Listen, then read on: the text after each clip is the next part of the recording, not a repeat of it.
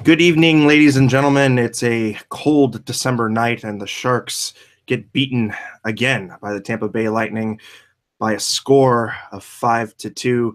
This is Teal Town After Dark, Teal Town USA After Dark. I'm here with Eric Cura at Stanley's, I believe. Nope. We're at IBU Tap Room and Stuffed Pizza in Milpitas.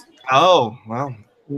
Where we had a decent turnout for a viewing party, and we want to thank everybody who came out. It was a good time, and definitely a disappointing game in the third period, but nonetheless, it was a good time to hang out with the Sharks fans everywhere, coming all together in Milpitas tonight. Especially AJ and Alex came by for a little bit. Speaking of which, we're also joined by Alex Martinet. Alex? Hey, good to see you again, Eric and Puck Guy. Yeah, it was fun chatting with everyone at the meetup. But once again, Tampa Bay is probably the best team or one of the best teams in the AHL, and they rightfully showed that tonight. Yes, and also joining us, AJ Strong. AJ, how are you doing this evening? Well, felt very much like it was just a few short weeks ago. The Sharks lose to Tampa by 5 goals.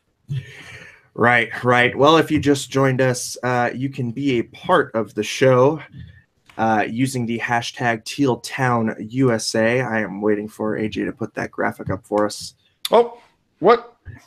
I had it up there a second ago, and then Hey, I like to do my intros first, and then all right. like to now you can switch that cam, bro. Be a part of the show.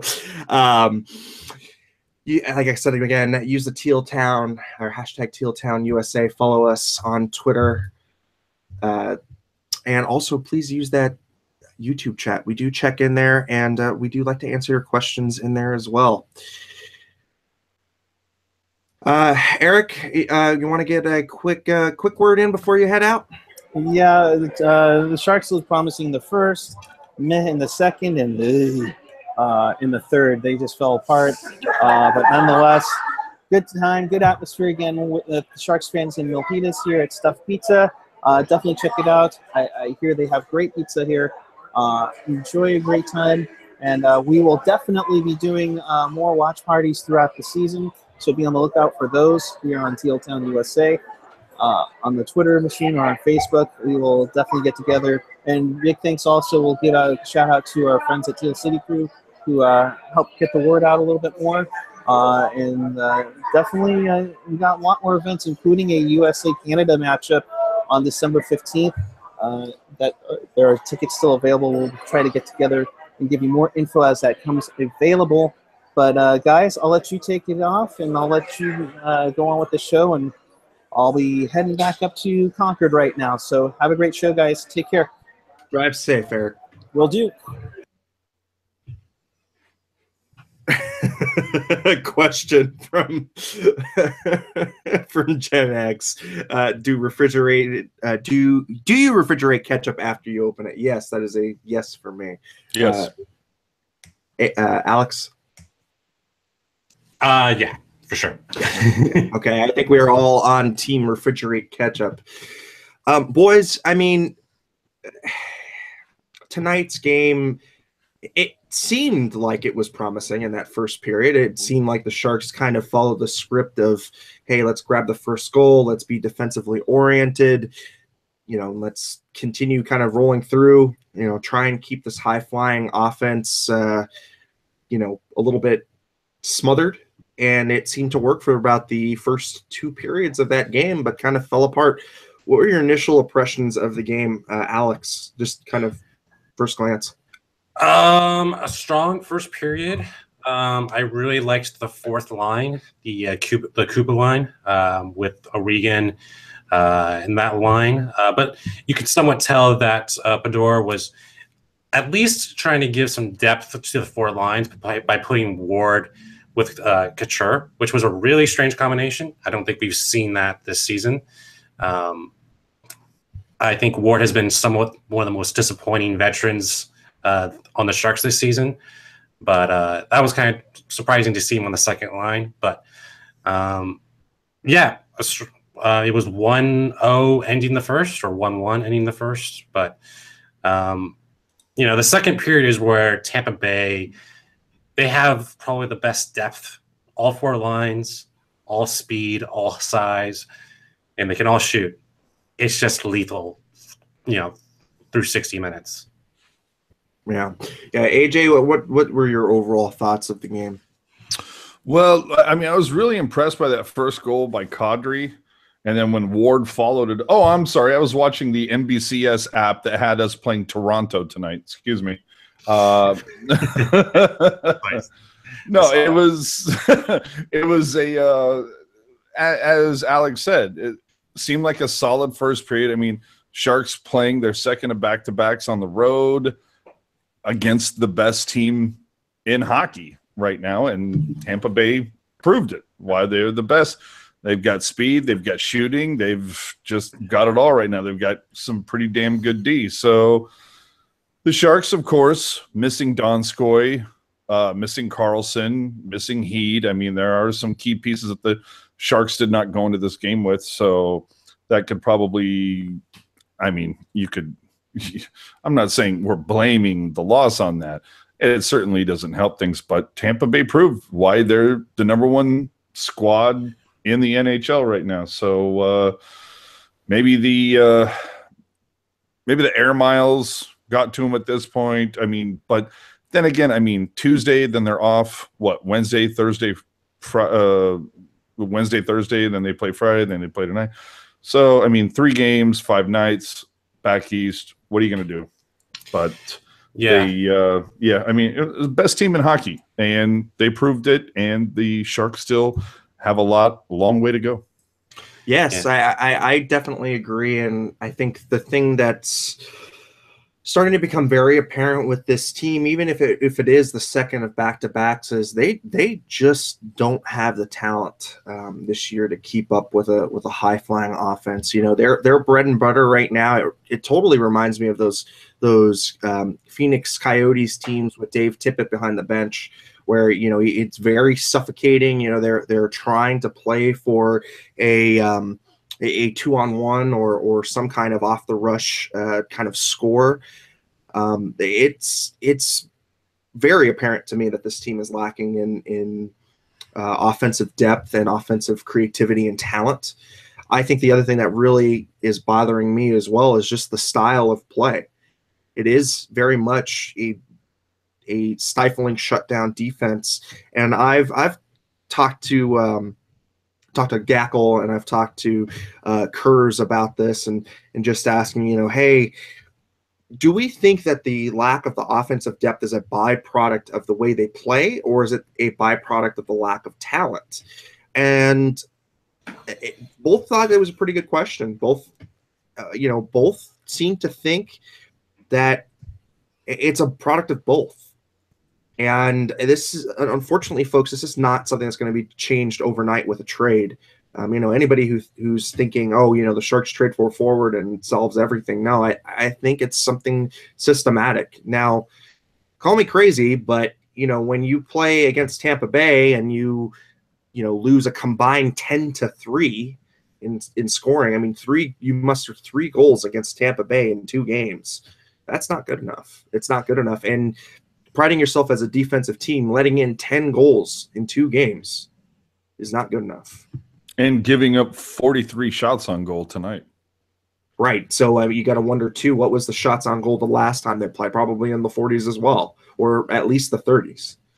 So you're giving up 70 to 80 shots, in 2 games. Not good. Not good. Even against the Panthers, it was 38.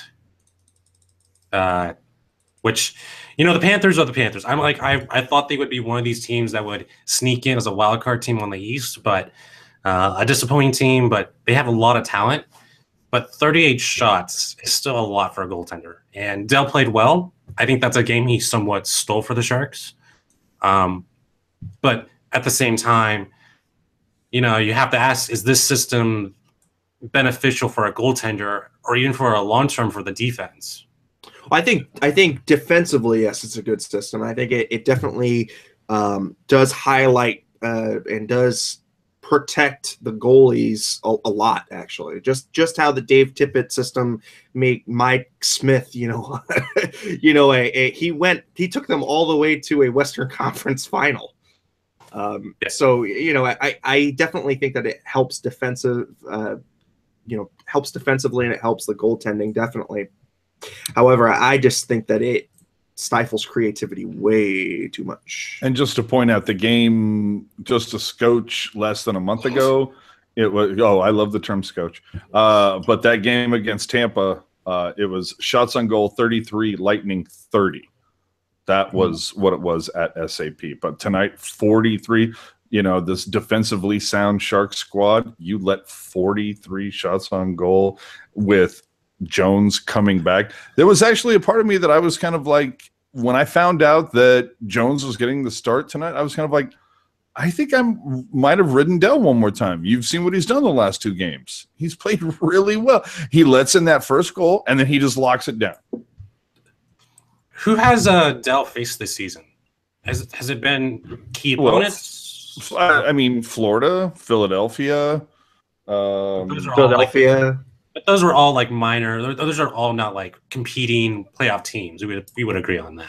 That's true. But then he also came in for relief the last time the Sharks played Tampa Bay. He played well. He came in for relief against Los Angeles. Yeah, and played well. But I know he definitely started another game. I'm trying to think about when that. I would have swore he would have at least started another game, but who knows? I don't think there's any like goalie controversy because of who he started against. I'm not saying there's a controversy at all. And Skylar's saying, AJ, why would you play a goalie in back-to-back games?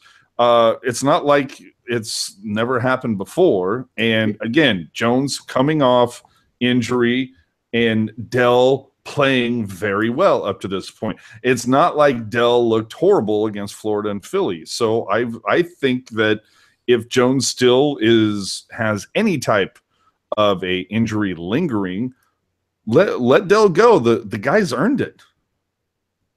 Yeah, I mean, I could see a case for either or. I mean, Martin Jones backed up against the Panthers, and from all accounts was healthy to play that game. So, it could have been the whole master plan was to play Dell against the Panthers and give the hot team or the more talented team to Jones. And I don't think that we can. I don't think we can hang out the goaltenders tonight. I don't think that this was a fault of Jones. I mean, there was, I think, 1 goal out of the entire sequence of goals that he had. I think it was that second. Well, dude, that Kucherov goal, nobody was stopping that. That first one, that was just a great backdoor pass. No, I think it was the Tyler Johnson goal that I didn't like. Which one? The first one. The first one. You talk about the power play goal where the puck bounces off the board. Yeah, that was the first one that Johnson scored. I didn't like his positioning off the bounce. I remember thinking that, man, he's kind of a little far back in his net to be playing that bounce. But like, what do you want Jones to do though? Because that getting a bounce like that off the boards and take it, I bet you they practice that spot from that. That's home ice, but like getting it like that on purpose. Agreed. And like I said, that was the only one that I felt like I had a problem with, and even still, it's you're playing it off a bounce. It's unbelievably hard to play that off of a bounce. It's unbelievably hard to get a good position for something like that. Get into a good position, because there's 2 schools of thought. You either come out and challenge farther, which leaves you susceptible to some kind of like weird bounce where it'll just bounce in, or you get farther back into the net and a player can go top shelf like Johnson did. Well, and Ian in the chat saying this isn't on Jones. I'm not saying it's on Jones. Oh no. And if you look at it, if you just look at the stats, obviously Jones has gotten more starts, but goals against and save percentage is very close to being same for both Dell and Jones. So I'm not putting this on Jones at all. Again, like I'm saying, that first Kucherov goal, Brodeur in his heyday isn't stopping that goal. It was just a fantastic backdoor pass. So, those are going to happen. It was just the lack of team speed for the Sharks, which has been exposed since the final versus Pittsburgh. They don't have the team speed to make up for bad decisions and whatnot.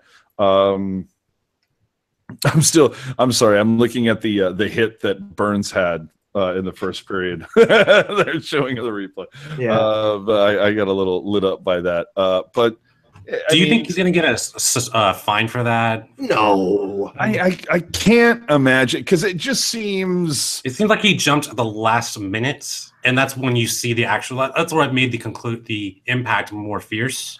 I think had he gotten a call, then you could say, well, maybe there might be follow up. But the fact that nothing was called on the ice, I think, leaves. It makes it much more difficult for the league office to say something when there wasn't even a call. You can always trim his beard and do something, I guess. Yeah. It's interesting. People are also kind of chiming in on the chat that I really like is remember Sergachev.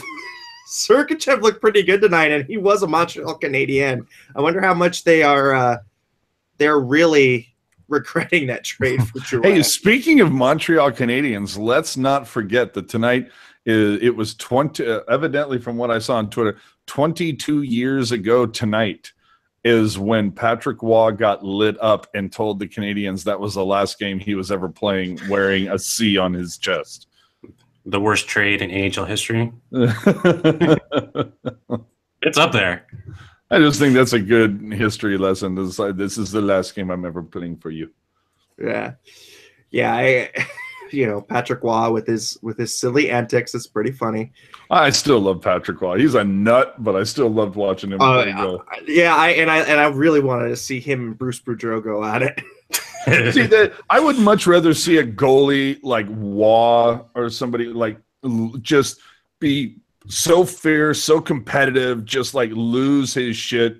That type, even like a Dominic Hasek, much more than a Jonathan Quick or a Marty Turco that would just succumb to, shenanigans and Bush League bullshit, just like Khudobin that first game against the Sharks this season, where he clearly knocked off the net, didn't get a call, but there was literally no one touching him, and it was, excuse me while I just fall back into this net.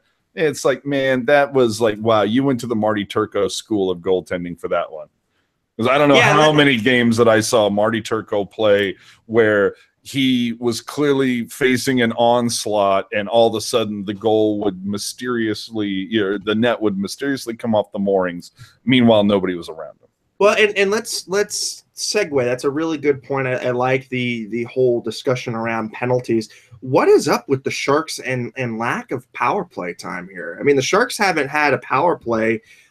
Randy and Hetty were saying in 5 periods. They haven't been on the power play in 5 periods. Well, they're 0 for 1 tonight, so they had to have gotten 1. Yeah, they got 1, but that was the the minute one, right? Because it negated. It was like 30 seconds, something like that. It was the one Yannick Hansen when he was on the semi breakaway and shorthanded, and he got slashed.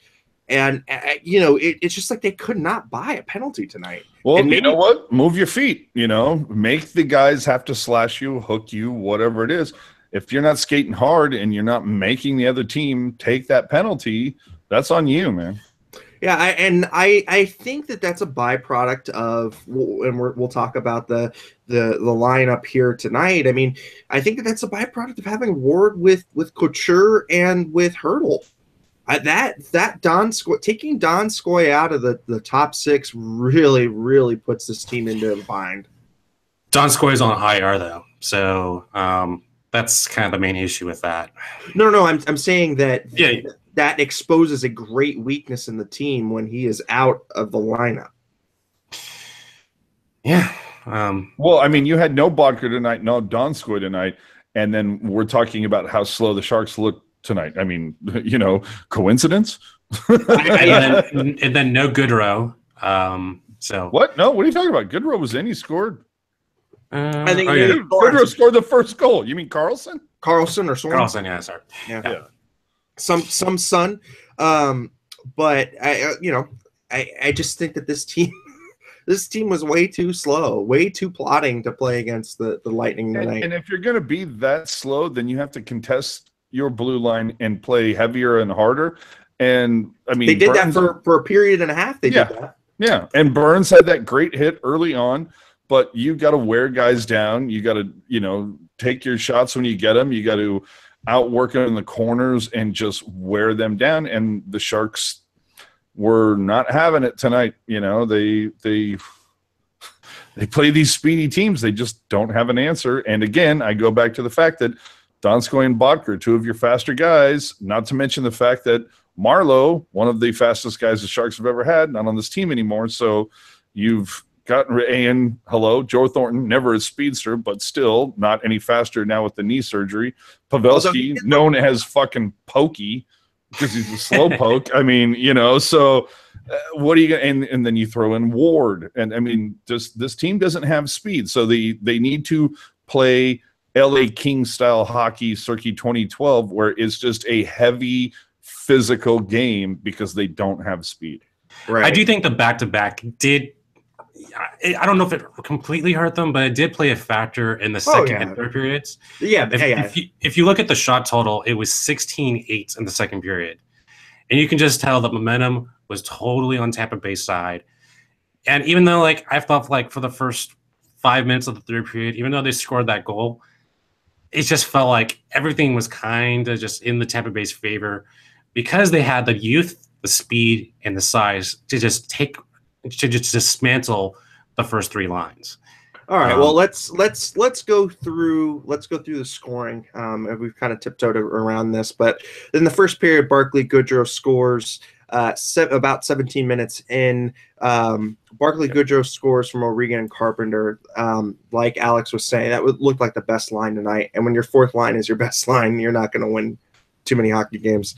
Second period, 27 seconds in, Nikita Kucherov ties it up from Palat and point. After that, it just became Tampa Bay's game. In the third period, minute and 39 seconds in, Tyler Johnson scores on the power play. Tyler Johnson scores again unassisted, 5:49 in the third period. Corey Conacher scores 11 minutes in from Killorn and Gord. Justin Braun makes it a little interesting at 13:37 of the third from O'Regan, and then Nikita Kucherov puts the game away with an unassisted goal. 15:37 in. Final score is Sharks 2, Tampa Bay 5. Well, and that Tyler Johnson goal in the first 2 minutes of the third, that really sealed it for me. It was like, I mean, they gave up the quick one in the second, and it's like, okay, well, it's tied up and whatnot, and they still played a strong second, and then going into that third, and it's kind of like, okay, let's try to lock this down. Let's try to, hang tight, and then Tampa, they put that first one in, and after that, it was like, oh, crap, here we go. All bets are off. Yeah. Yeah, there was only about 30 minutes or 30 seconds left in that power play. And, a lot could change momentum-wise, but that really did seal it for me also. Man, F you guys, AJ is a vodka fan. Blow me.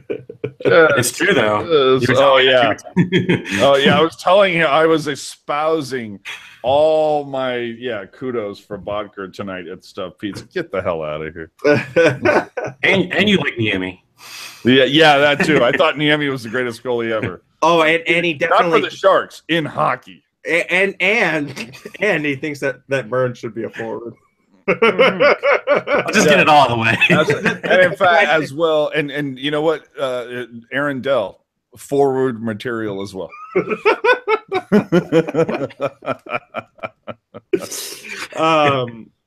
Well, I guess kind of going into the mystery that is Michael Bodker. What do you guys think about the handling of the injuries? I mean, first off on the Donskoy injury, he didn't play yesterday, but they were pretty hush hush about it. It didn't seem like, it seemed kind of a little under the radar. Like, okay, maybe he's kind of hurting, but he was put on IR today. And then Tim Heed also goes to IR as well. And maybe that's why he kind of drew out of the lineup, because he's gotten something that's been hampering. And then of course, Michael Carlson also wasn't playing tonight. He was a unhealthy scratch, and he didn't play in the last period last night. And I think midway through the second, he was benched. Yeah, this team is banged up, man. Banged up. Yeah.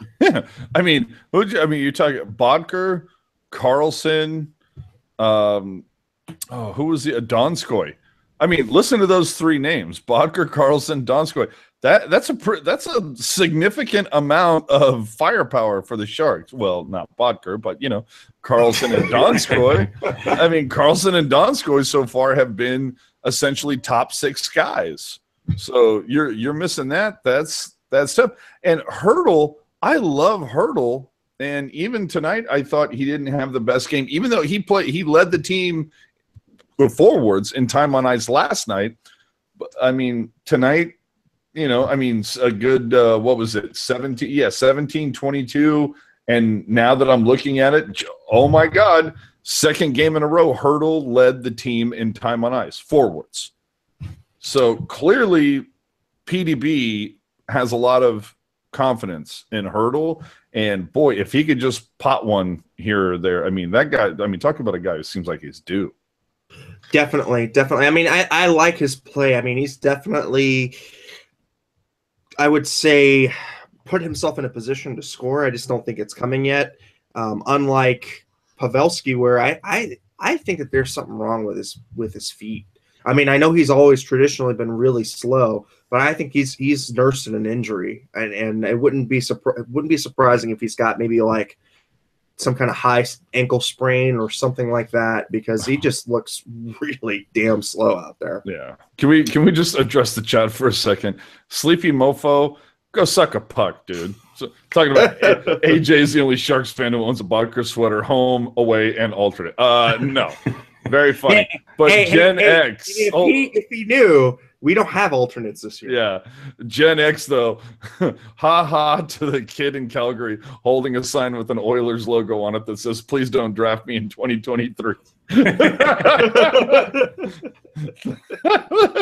Oh, my God. That's brilliant. Oh, my God. That's awesome. But yeah, right now, I mean, the Sharks, they're banged up. I mean, do you really think that the Sharks would be starting O'Regan and Carpenter if everybody was healthy? I mean, I like Carpenter. I've liked his game, and O'Regan has played. I like O'Regan a little better, but yeah. But I also wouldn't mind seeing the Sharks dress. Okay, again, I have to preface this. Everybody is healthy.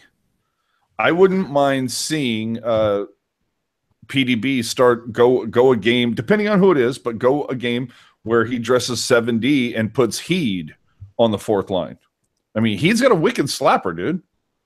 Yeah, but I think he's better served playing defense. I mean, if you want to carry a, but I'm saying if everybody's healthy, healthy, I'd put DeMello as the on the fourth line. But I mean. Yeah, but he doesn't have the offensive upside that Heed has. I mean, if everybody's healthy, you've got Burns and Martin, you've got Vlasic and Braun, you've got Dylan and DeMello, and then, down there at the bottom, you've got Ryan and Heed. And, depending on the way the offense is working out at that point, it wouldn't, especially when you consider that the Sharks are, 28, 29 games in, almost a third of the way, and they still have not found the key to unlock the Pavelski-Thornton line. Well, I like Timo Meier up there. I think that Timo Meier gives that team that line some speed. I mean, he makes Joe skate. I mean, Jumbo. And I honestly think that the anchor on that line right now is Joe Pavelski. As unfortunate as it is, Pavelski is just I think he's nursing something really bad. I think he's playing on something that if we knew, we would be pretty shocked that he'd be playing. Maybe I need to lean back for a little while and just let you guys talk because the chat is just lighting me up left and right. I mean, come on. AJ owns a Bodker Hockey Fights cancer sweater. Shut the crap up. That was in the loot box, right? Yeah, exactly. No, it was from fanchest.com. That's what it was. But, I mean, even Hockey Jerk saying, AJ's got a point. He does like Burns where the defensive awareness isn't 100%. I wouldn't mind again, he'd like a smaller Burns type. We've all seen Burns at forward. It wouldn't surprise me. I think he'd at forward, if you're dressing 7D, it could work. When was the last time the Sharks dressed 7D? Was that like Ron Wilson era? No, it was the McClellan era, and I think it was Demers, and I think it. Oh, that guy. Yeah, I think it was Demers. You mean Ehrhoff Jr.? yeah, Ehrhoff Jr. Bodker owns an EME jersey. That might be true. Oh, okay. Oh my goodness. Excuse me. I mean, I don't know why we haven't seen Sorensen draw into the lineup. It's 20 some odd games into the schedule, and he still hasn't gotten a game yet. Could that be the waiver rules? Like, if you bring him up, you can't bring him back down, or so many times, or is that something to do with that? Yeah, it depends on if you can clear. Marcus Sorensen is waiver exempt, FYI. Oh, thank God. And Gen X Bodker owns an AJ jersey. I should hope so. Yeah, I believe Sorensen is waiver exempt. I thought there was another call that I saw tonight on the score strip. I don't know. But that's the other thing, too. I'm a little surprised when you looked at what Sorensen started off horribly last season and took the entire season to work his way up, and then towards the last quarter of the Sharks season actually like put together some really good games for the Sharks. I was kind of surprised that he didn't make the squad this year, and the fact that we're almost 30 games in and Sorensen got the only call up today. It's the first time he got called up. Yeah, agreed. And I think the other thing that's been really interesting is that we haven't seen LeBanc go down and Goodrow play in his place, because Goodrow, man, he's been playing well since he got back in the lineup today, but when he sparked his way out of the doghouse, evidently. Yeah. Steve Cropper, I want a Huskin sweater. Kent Huskins. I don't know what they do with Ward. I think that's what the main puzzle, because he's good on defense, but we don't have an issue with defense. We have an issue with scoring goals. And the other thing too, though, I mean, about Ward is that Peter DeBoer is notorious for being a veterans player. For the veteran, let's get that veteran on. Wasn't McClellan? He had the same issue. He was the same guy. Oh yeah, I think he was worse probably. I think it's a universal coach issue, to be quite honest, or at least the old school coaches. I appreciate his time in the playoffs, but right now, I just think that Ward is not the right fit for this roster in this point in the season. I totally agree. And everybody, Gen X saying Ian White sweater or GTFO. How about a Colin White sweater? No, or Jim Vandermeer? No. If you're going for worst Sharks jersey to own over the last 15 years, fight me, because I'm saying Mark Bell. Fight me. Find me a worse one. Jody Shelley? Yeah, Shelley. Or Timo Solani? No. Oh, Nicholas Wallin? Nope. Still not. No, fight me on this one. You are not going to find a worse jersey to own for the Sharks than Mark Bell. Maybe Adam Burch. Okay, that's a good one. But nope, still Mark Bell right now as it stands. But like, Antero Nidimaki? No, because he had that one good game against like Philadelphia, like his 12 years ago. right? Yeah. What about Bill Guerin? Ooh. No, still again like him, Billy Stoopy? Campbell. They were exactly Billy Campbell. No, we all remember the Billy Campbell spin move against Montreal. That was it was the only thing he did here. No, Mark Bell, you will be hard pressed to find like top 3. Like I think we should do this. Like top 3 worst sweaters to own. I think it's going to be Mark Bell. It's going to be Martin Havlat and Eddie Adam Bursch and No, Bursch. Belfour is worse than Bursch because we can always thank Adam Bursch for the downward desert dogs yoga pose. We can always credit him that. I don't know. I would also probably hide if I had a Timu Solani Sharks jersey. I'd hide that. Yeah, I don't want to say I had one, but I did. Oh, Yeah. I never had a Sells jersey, but no, at least he provided a little bit. He didn't, he wasn't the key. Because, dude, oh my God, I remember the week or so leading up to that trade saying, oh my God, if we only had like a sniper, if we're just missing that, that guy that can just snipe a goal from every once in a while. And then the Solani trade came down and I went, oh crap, what did we give up to get Solani? Because he would have been such a shark killer at that point. And then it was like, well, we gave up Friesen and Shields, and I'm all, that's it? That's all we gave up? Like, really? It's like Shields I never liked, and Friesen to that point, like that season and the prior season, Friesen would get a breakaway like every 8th game, and he'd come down, and he's 7 strides ahead.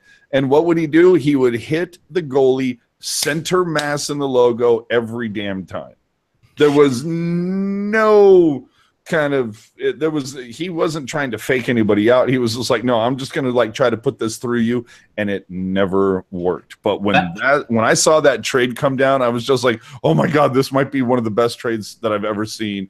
And then Solani, drapes it across the front of the net. And I went, well, maybe Friesen would have put that in. Who knows? I think the only reason the Ducks made that trade is that a year or two later, they sold it to another owner, and they just didn't want to pay Solani the contract he wanted at the time. And no, that is the reason why they got rid of him. See, and a couple people talking on the chat, there's a worse jersey to wear could be Primo. No, because Primo was part of the package. Yeah, they got Joe. Important. Yeah. And Gen X saying Ozelinch. No, Ozelinch was like the first guy on defense for the Sharks to ever go to the All-Star game for the Sharks, and got the Sharks Owen Nolan. So no. I would wear an Ozelinch jersey, no problem. But no. You could pay me $1,000 to walk around trying to sport a Mark Bell jersey or a Belfour jersey, and I'd be like, no, not gonna do it. I mean, Bell and Belfour, those are literally the top 2. And Belfour is pretty. He was a big jackass. I don't know. What was my other one? I said Belfour, Bell. What was the third one? Yeah, Havlat's the other one. Or yeah. Bursch. Yeah. Honorable mention. No, Bell, Belfour, and Havlat. Those are the top 3. Bursch is I don't even mention. And you know what game he played with Havlat? I don't remember him suiting up. That's all. That's all. Dude, Tyler Kennedy might also be honorable mention. He did some things. Yeah. Who is the fat one? The guy that got kicked out. I think he was a Toronto Maple Leaf. He was too fat, and he was on a line with Pavelski. It was like 2009. The helicopter line.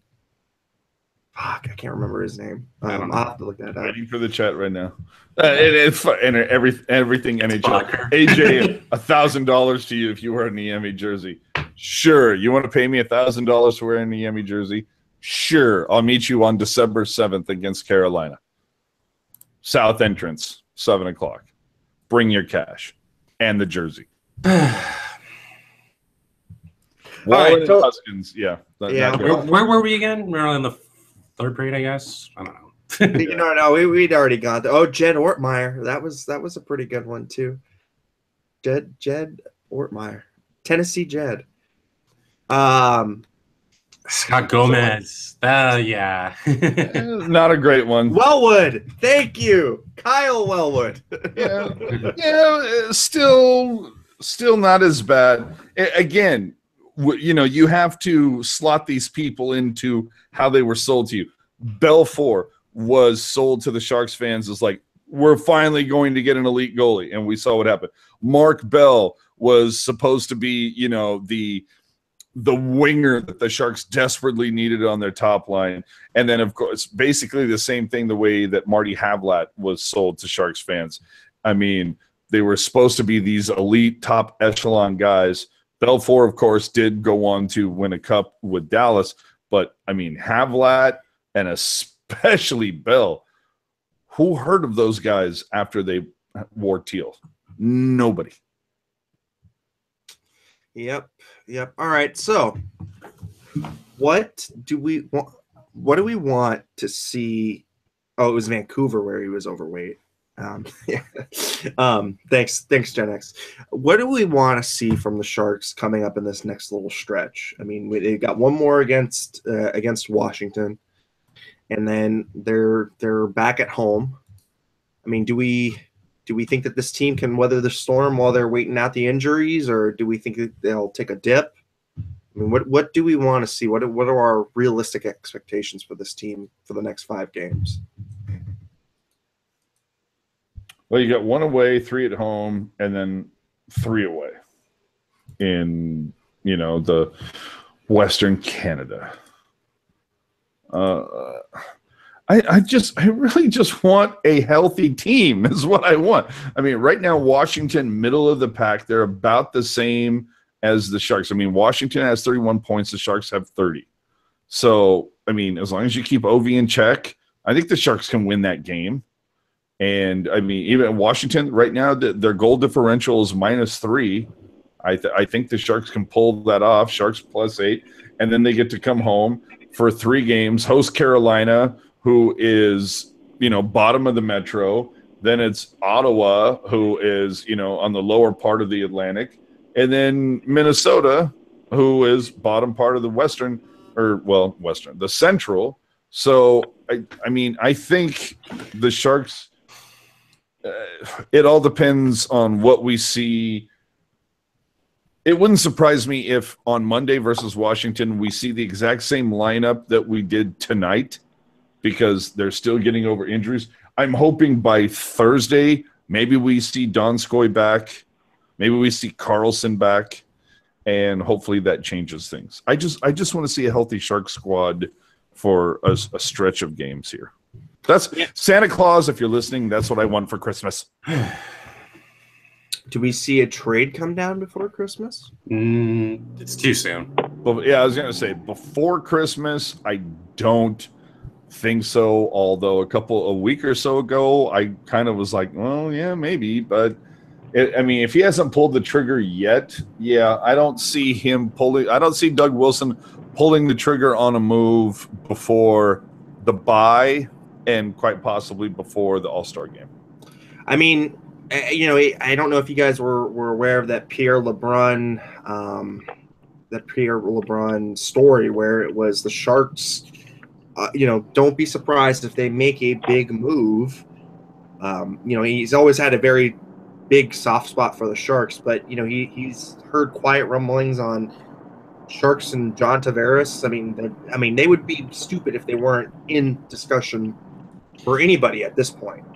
But hold on, Pierre was able to get those thoughts out while, tickling Sidney Crosby's nether region? That was able to happen? Yeah. Okay. And Gen X, you're totally right. What does Doug Wilson have to offer? What does he have to offer that he hasn't had to offer the last 5 years? He has to offer $6 million in cap space right now. Right. That's one thing. That's part of it. So I mean, what are we thinking then that's gonna bring about? I mean, do you take some kind of dead weight contract for a draft pick and then try and move that draft pick for something bigger? If Doug Wilson's going to make a trade, I I would say he's going to make this the last year, a playoff contender, and then finally nuke the team the year afterwards.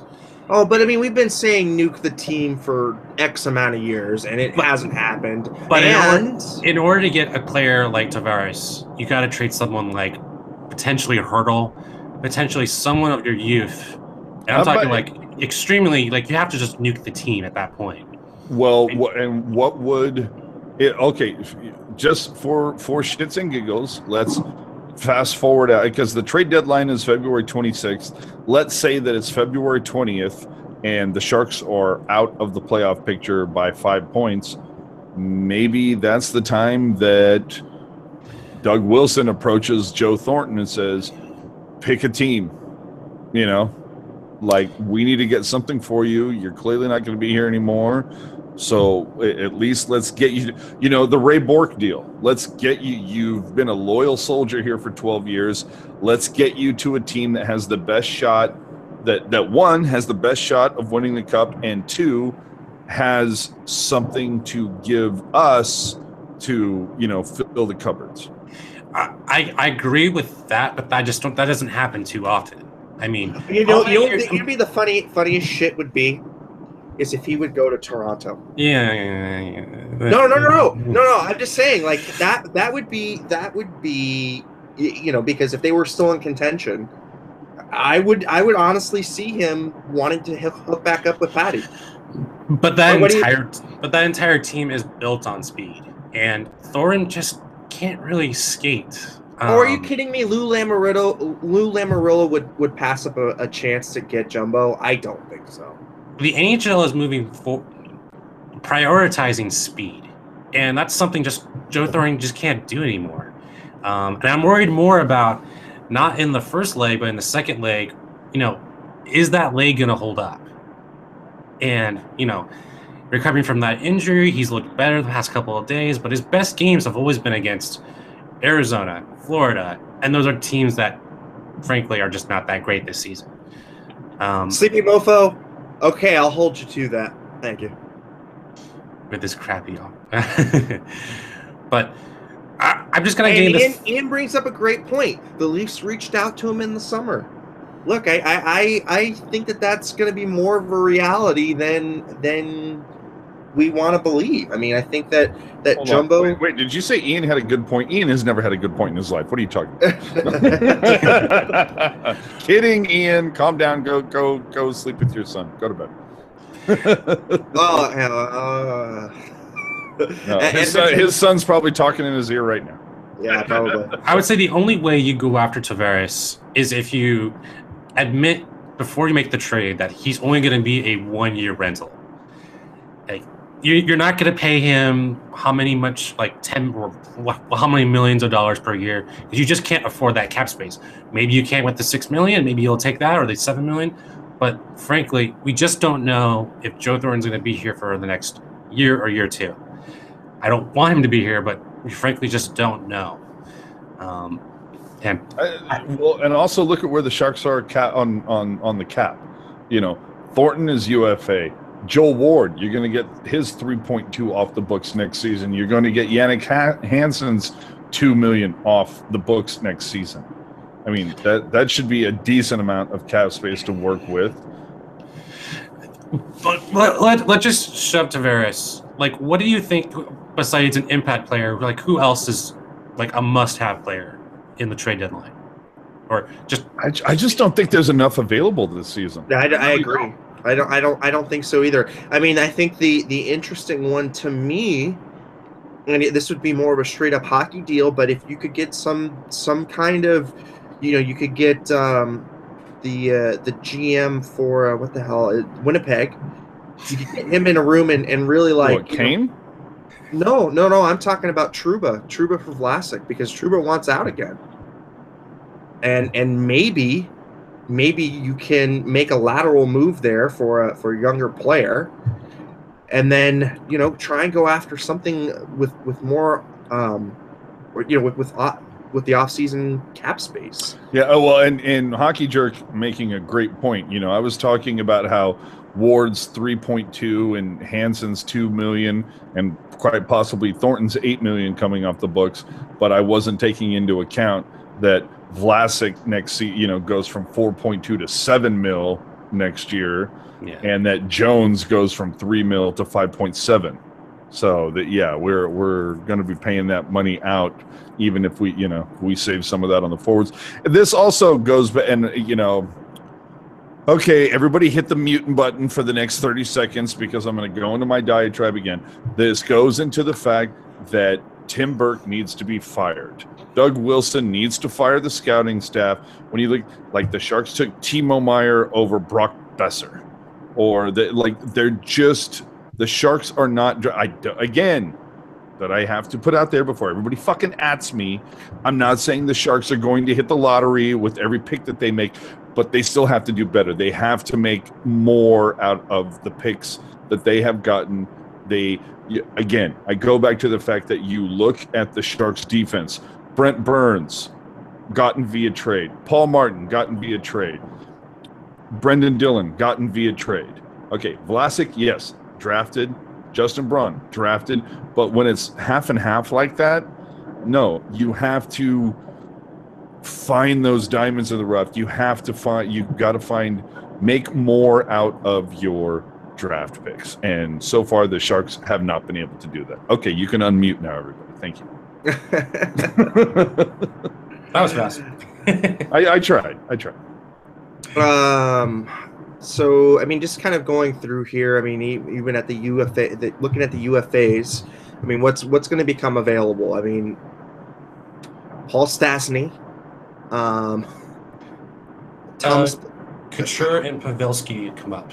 So no, I'm just saying, like, in the next coming year, like, what could you realistically go after with all this cap space that you're going to have? And I mean, well, it's the cap space that you're going to have, but it's also how much. And this is just me being completely ignorant of how the cap works on this level.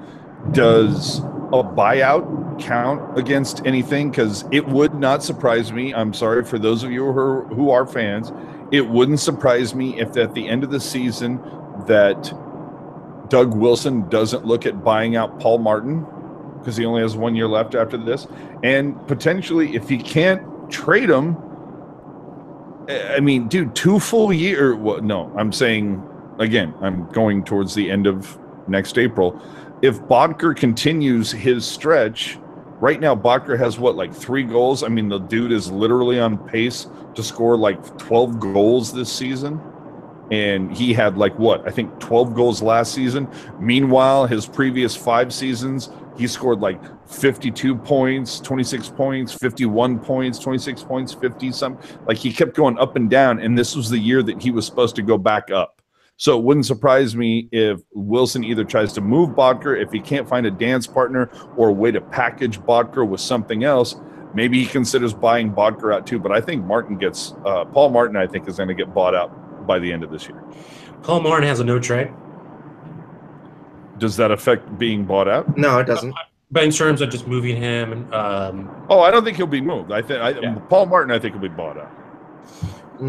I could maybe see him going back to the East.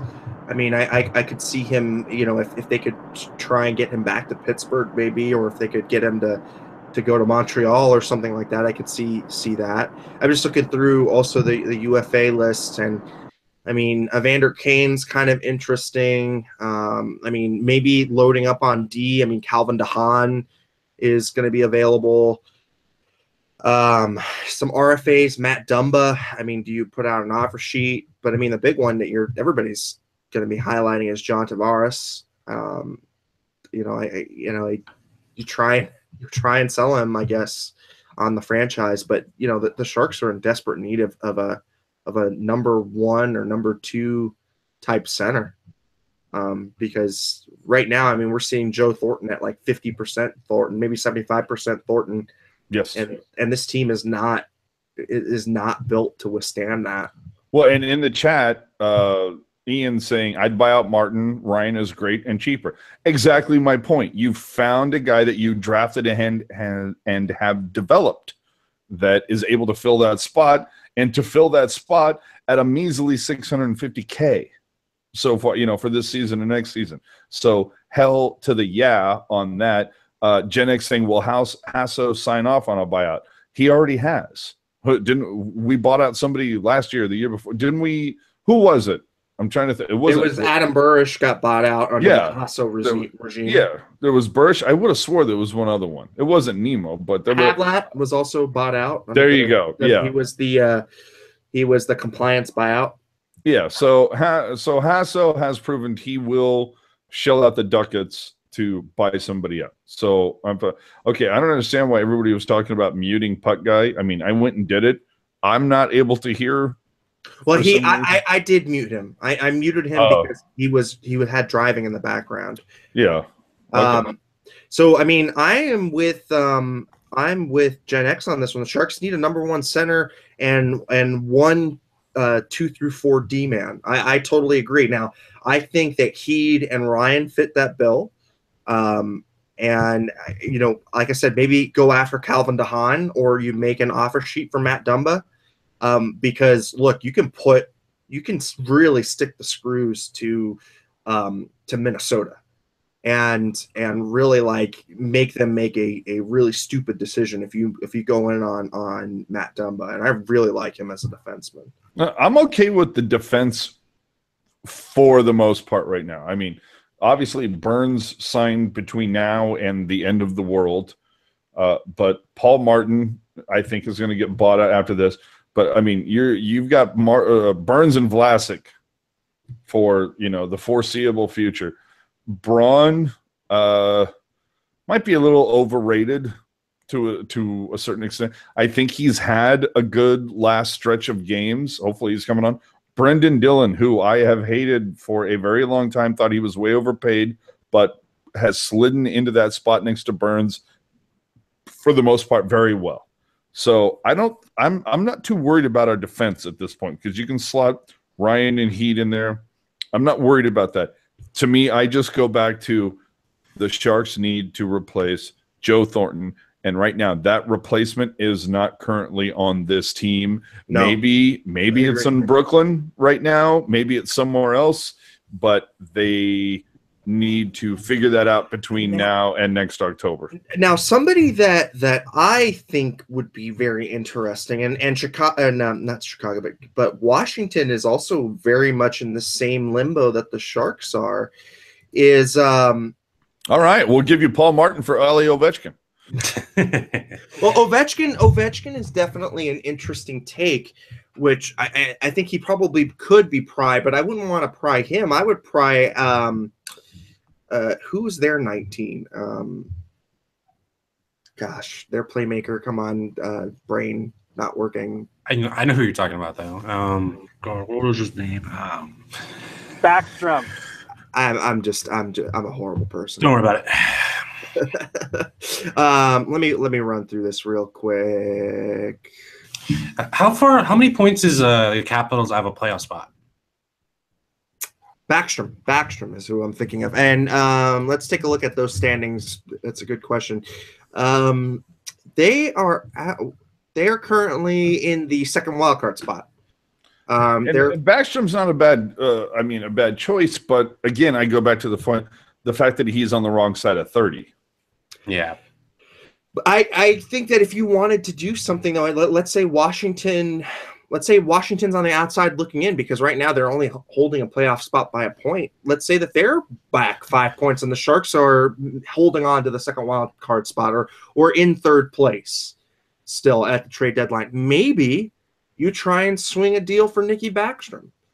It's been pretty well documented that Evgeny Kuznetsov is the heir apparent there to the number one center position, and that I'm thinking that maybe he could be somebody that you could pry out.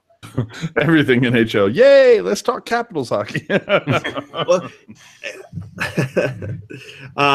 Well, of everybody, Tracy, everybody would love to have Evgeny Kuznetsov. I'd love to have Evgeny Kuznetsov on the Sharks, but that ain't gonna happen. I think Capitals are the team that you can see them going 5 games in a row, have a 5-game winning streak, and be right back in the top 3 spots in their division. They have the depth. They have Ovechkin. Of course, we know how with Holtby, I mean, anything's possible, right? Yeah. Hold on. Can we address everything NHL in the chat right now? Mentioning he's a center. I don't think we really need a center right now. Really? I mean, no. I'm not trying to. I'm not trying to be. No, I'm not trying to be an asshole. I know. I know. I usually am, but in this instant, I'm not trying to do that, dude. The Sharks need a center because let me see. We've got Pavelski, a drafted center playing wing. We've got Hurdle, a drafted center playing wing. There's another guy who was drafted center that we have playing wing, and I'm trying to think who the hell that was. Was it Goodrow? Well, Goodrow was the opposite. He was a drafted wing playing center. Well, okay, so you have that, but O'Regan. I mean, just looking at position on Cap Friendly, you've got Pavelski, center, right winger. Couture, okay, has been a center, but Hurdle, center, playing wing. Carlson, drafted as a center, playing wing. O'Regan, drafted as a center tonight, played wing.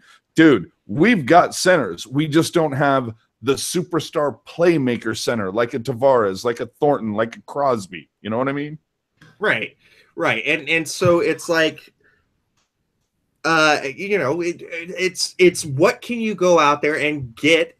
How can you get a superstar center? They don't grow on trees, and they're not easy to find.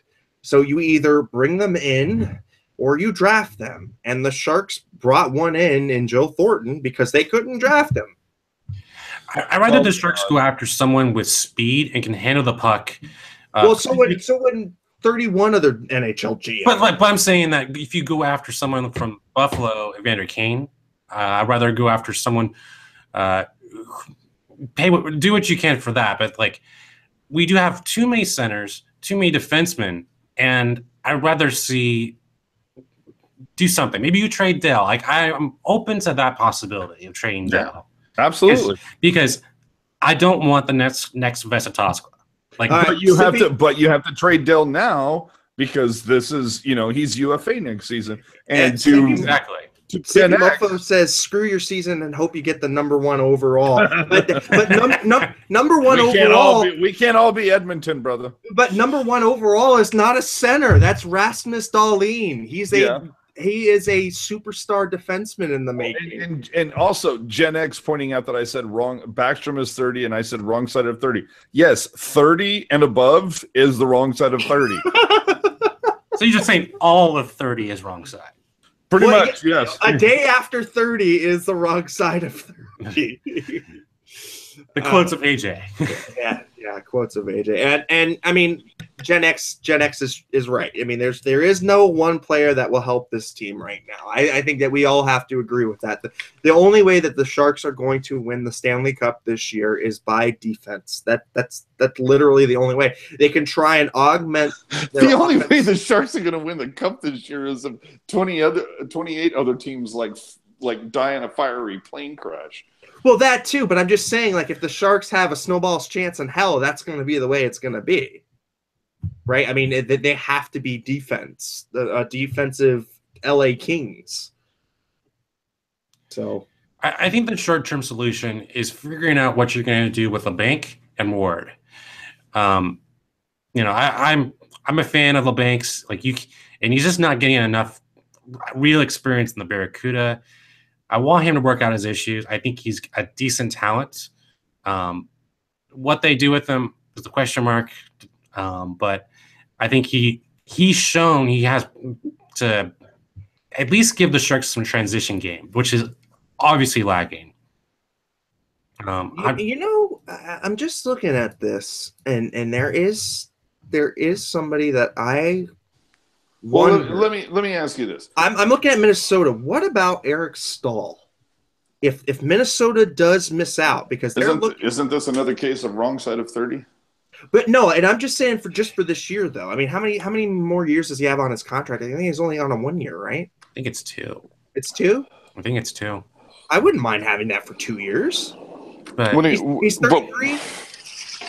But when you mention LeBanc, to me, LeBanc is like another version of Mahalik.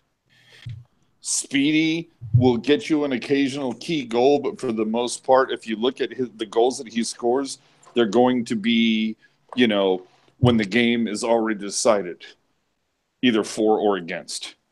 And whereas Timo Meier, I look at as more of a Ryan Clough kind of player. Hey, you know what would really help right now? A Charlie Coyle. That would really help right now. Get the hell out of here. Yeah. I was like, well, I appreciate the direction, but no.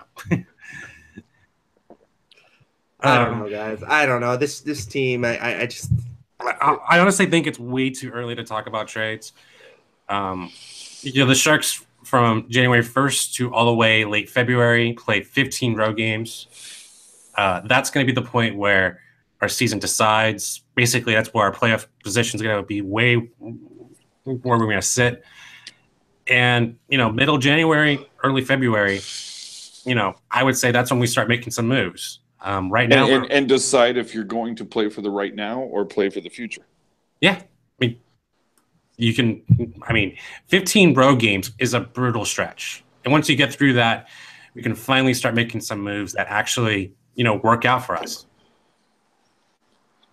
Mirko323. I'm not giving up on Timo by any stretch of the means, but the more and more I think Timo will sadly turn into a physical bottom six guy. Yeah, and that's exactly what AJ highlighted was the misses of the first round draft picks. And yes. with where this team drafts, they have to get a NHL player. I don't care if it's they either need to score a top 9 forward in the first round, or they need to score at least better than fourth pair defenseman. Or fourth, yes, exactly. And again, I go back and I just say I don't expect the Sharks to knock it out of the park with every single pick that they do, but they've got to at least hit one out of every 6 first round picks or something. Like they've got to do better. When or one of every 8. I mean, you've got to do better. The fact that you could have taken Besser over Meier, I mean, that was huge. Who was it? I forget who. I know Puck Guy and I were talking about this, but there was a player taking 2 or 3 picks under Goldobin who has been amazing, and that's what drives me, batty some days.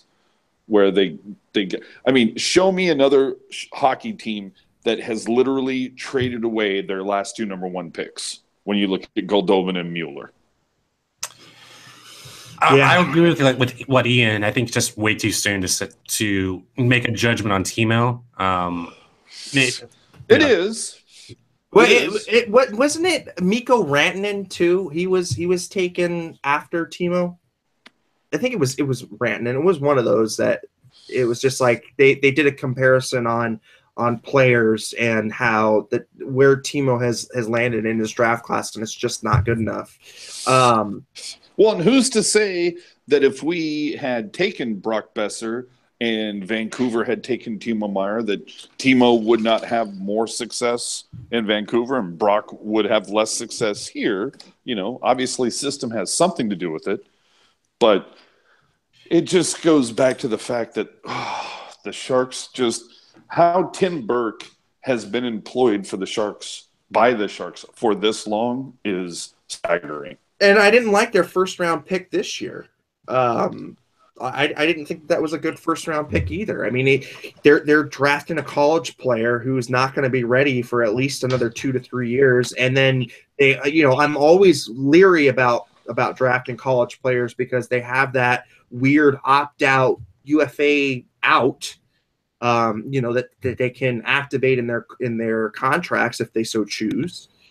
Well, they were expecting Marleau to definitely sign, and I'm assuming that contract was not supposed to be on the books, or not be impactful enough. So I think they were kind of hinging on the Marleau contract when they made that pick, which is not the best draft strategy. You should take the best player in the draft, but I think Marlowe was definitely something on their mind when they made that pick.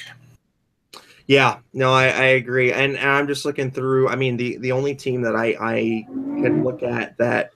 Dude, Sleepy Mofo in the chat. The reason why Tim Burke's been here this long is he's got pics of Doug Wilson without being tan.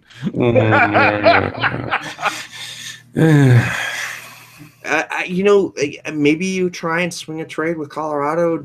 Gabe Landeskog, maybe. I don't know.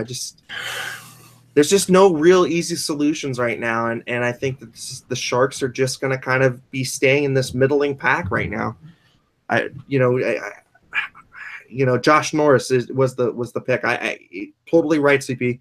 I mean, seems boring, perfect for this organization. Yeah, he's a Tim Burke kind of player, and that's just the thing is this team has not thought. I mean, it's tried to go outside of the box with like a Goldobin, but I don't know if it's again. I go back to the fact that Tim Burke has just been here too long. It's time to change it up. Yeah, no, I agree. I mean, I really like, and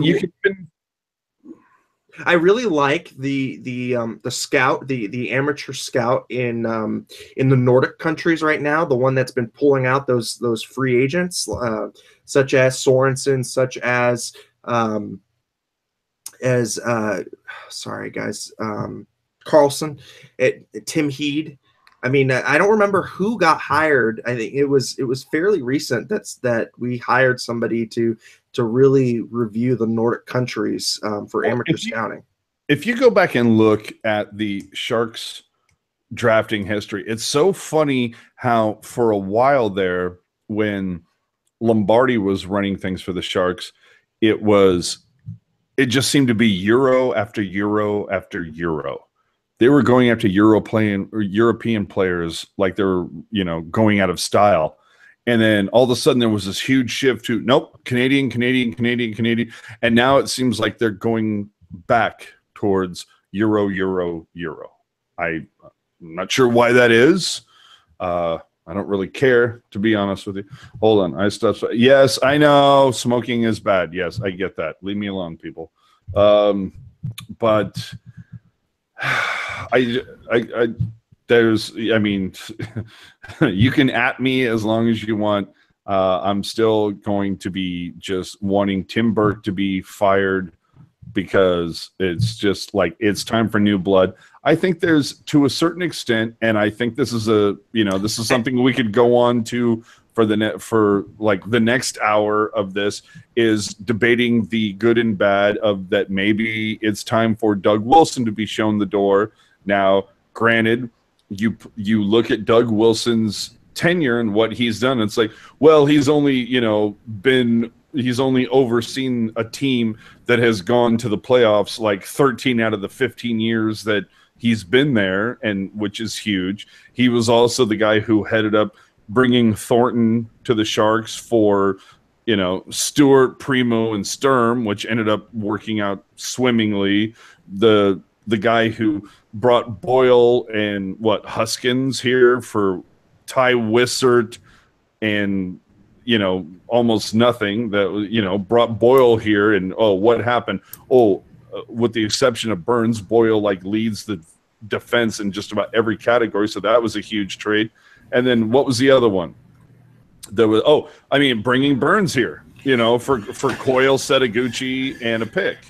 It's Nick Sundstrom who got hired as the European scout in 2014, and that coincides with when Nick Sundstrom, guy who was part of the best third line that the Sharks have ever had, along with Scott Thornton and Mike Ricci. Right. So that's why the European free agents picked up, and that's why they've done really well in that arena. I'm gonna go through. God, we always go back to the drafting, and we always go back to just the misses of the drafts and stuff. And Sleepy Mofo, bring back the Lombardi. You need more than a hashtag to do that. I think if you want to make a groundbreaking trade and you want to really shake this team up and do something that's going to make this work, you trade Vlasic. I think that's what you got to do. I think you could have pulled that off had you not signed him to that ridiculous extension. Yes. I think that extension. I think that's where he should be slotted as far as payment goes. I don't think that he was overpaid. I think he was paid just right. You don't get a number. You don't get the second paired Team Canada defenseman. No, I'm not saying that. I mean, even if he's paid just right, it's the fact that if you had been able to trade him last season when he had one more year left at 4.2, I think you would have gotten a lot more value for him than trying to trade him now when the team who's going to take him knows that they're going to be on a hook for $7 million for the next 6 seasons. That's what I mean. Well, we're in the hour and 13 mark, so I think we're going to go ahead and start closing up shop here. And let's not be remiss to understand how much it costs to, put dogs in a kennel when the family goes on vacation. I'm just saying. Quickly rounding out the rest of the scores tonight, because, we kind of have to go over that too. Montreal puts up a 10 spot against Detroit. It's 10-1. The final in that game. Vancouver beats Toronto 2-1. Hold on. Detroit, Montreal. I'm sorry. Wasn't Montreal the team that Detroit was, Detroit was the team Montreal was playing when Patrick Waugh said, "I'm getting the hell out of here," and it was a very similar score in that game. Yeah, very, very, very, very eerie. Definitely, for sure. Pittsburgh beats Buffalo 5-1. Washington beats Columbus 4-3. Carolina beats Florida, and we'll be playing Carolina in the next week here. Yep. 3-2. They're an interesting team. I love that back end that they have. Minnesota beats St. Louis 2-1. Boston beats Philadelphia. The slide continues for Philadelphia 3-0. 10 straight. 10 straight. Calgary is currently losing to Edmonton 3-1 at the end of the first period. Dallas and Chicago are tied 2-2 in the third period. Nashville beats Anaheim in a shootout. Man, Anaheim has gone to a ton of shootouts this year. I mean, that's 3 between us and Nashville already. Arizona puts up a 5 spot against the New Jersey Devils and beats them 5-0. Hey, former Shark Jason Demers is getting in on the scoring sheet on that one. And thanks, Gen X, for this. It was 11-1 Detroit that night that Patrick Waugh said, "I am no longer a Canadian." Yeah, and tonight was 10-1. A little bit of the same. Quickly going over the standings just to kind of put everything in perspective to see where everybody is at. We'll start with the Eastern Conference because, let's face it, nobody cares about them, and I want you guys to listen until the end of this. In the Metropolitan, Columbus leads in first place, New Jersey in second place, Pittsburgh in third. In the Atlantic, Tampa Bay currently holds all of the cards against everybody in the NHL, quite frankly, but they lead their division. Toronto in second place. Montreal moves back into third place. I guess all is well in Quebecois once again. In the wild card, the New York Islanders are in the first, and Washington is in the second. New York Rangers and Boston are on the outside looking in. Going over to the Western Conference, the conference that you all know and love, Winnipeg leads our conference surprisingly with 89 points. They take over sole possession of Central Division with St. Louis in second and Nashville in third. Over in the Pacific, Los Angeles is leading the division once again. Vegas in second place and San Jose in third. Wild card, believe it or not, folks, Vancouver is still proving us all wrong. Did someone say Vancouver? Oh, God. Dallas hanging on, clinging to dear life, winning a tiebreaker against Calgary in that second wild card spot. Calgary is tied, and Minnesota is tied for that second wild card spot. Chicago nipping at their heels with 28 points. Dallas, Calgary, and Minnesota all have 29 points. And Anaheim, don't look now, but they're starting to kind of creep back in, although they have 27 games played. which is tied for the most. And we're also talking about an Anaheim team that has also been decimated by injuries this year. Yeah, and the fact that they're holding on this much, it's a little scary, because once they get all those reinforcements back, they might make a run at the top seed in the Pacific. It wouldn't surprise me. I really like that trade that they made for between New Jersey that they made sending Sammy Vedin. I'm totally not going to pronounce that right. You can kill me in the chat. I still won't care. Don't you mispronounce my Nordic compatriots. But I do think that trade allowed them to play. Well, we're going to go for both. The playoffs. If this doesn't work, we're going to either go for the draft. It gives them plenty of options once they get Getzlaf, once they get Kessler, once they get all these great players. That helps fill their depth in the forwards that we currently just don't have. You mean Captain Baldy? Yeah. Oh. They are one of those teams to watch out for, because Vegas has lost 3 now, and I'm telling you, this is the beginning of the slide for Vegas. It was a fun ride for the first 25 games, but they're coming back to earth. Their first 10 games were going to correct itself. Yes. Yeah, they're very hard. Their first 10 games were like 8 or 9 home games or something like that, and then they went on like a 10-game road trip. So it eventually balances itself out. And Gen X talking in the chat saying Vlasic and Jones are the only movable assets that San Jose has.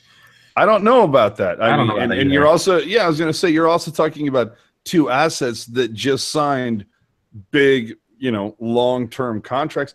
I think Hurdle is actually an asset that I don't want the Sharks to move him, but he is on the end of his 2-year bridge deal, and I can't see the Sharks moving him because he has found a very good chemistry with Couture thus far this season. So I don't see the Sharks moving him, but it's not as if Hurdle is not an asset that could be moved. Go ahead. I think the most movable assets right now, I think Mikhail Butker. I think it's Joe Thornton. Hurdle. I think Hurdle, Thornton. I also look at Tierney, because Tierney's on the upswing and potentially. Yeah, and as Alex is saying, Pavelski. But I just don't know what Couture is going to be the next captain of this team. But I worry that you lose Marleau in the offseason, and then you trade away Pavelski, another fan favorite. Again, that's PR, that's marketing. You can totally forget about him next season.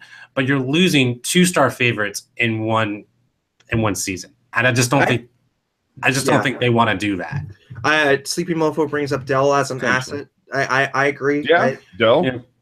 Because I think Troy Grosnick as well. He's waiting to come up. I think he's put in his dues in the minors.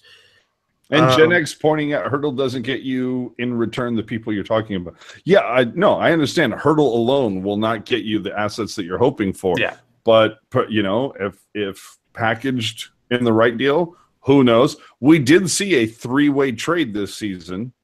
Which is like, about as likely as Haley's Comet, but stranger things have happened is what I'm saying. Right. And Doug, he was rumored into that, what was that, Chicago deal way back when Martin Havlat moved from Chicago to Minnesota. He was he was kind of in on that too. So yeah. Gen X apparently thinks that we're talking about we're going to trade like O'Regan for Tavares outright. That's not what we're saying. Okay, that's not what we're saying. Gen X, have another pint of one of those crappy Northwest Seattle beers. and with that, I just channeled my inner Chris JWS, who hopefully will be making a triumphant return to the show very soon after he solidifies his move into Landy Land. Yep, he has moved into Landy Land, and maybe, just maybe, he might be coming over, and we might be getting some games on over here. So we'll see. Somebody better send me some limited edition Ballast Point. That's all I'm saying. Oh yeah. I mean, you know us. We're good for that. No, that or some coffee mix stout from Stone. I would like that too. Yeah. For those of you paying attention, Edmonton 3, Calgary 1, second period just started. All right, ladies and gentlemen. Well, thank you for joining. If you haven't already, please subscribe. If you're still watching this, I definitely thank you because you've troopered on through our ramblings and through our mutterings of how you literally had nothing better to do on a Saturday. Why are you watching? Just why? Yeah, how Tim Burke needs to be fired, yada yada yada. But thank you again. Again, please hit that subscribe button down there. We're at 600. And, my stretch goal for this year was 1,000 subscribers on YouTube. I don't think it's going to happen, but it is a pipe dream, and it's out there. But you know what could happen? We're literally 10 followers away from 2,000 on the Teal Town USA Twitter account. So tell a buddy. Tell a friend. All right. Well, for everybody here at Teal Town USA, I'm Eric Landy. And for Alex Martinet and AJ Strong, thanks again for tuning in and have a great night. We'll see you after the game on Monday.